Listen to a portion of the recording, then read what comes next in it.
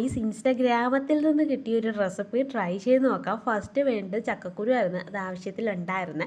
ആ നേരെ എടുത്ത് അടുപ്പിൽ കണ്ണിലോട്ട് ഇടുക, എന്നിട്ട് ചുട്ടെടുക്കുക. ഇതും പൊട്ടിത്തെറിഞ്ഞ് സൂക്ഷിച്ച് വേണം ചെയ്യാനുള്ളത്.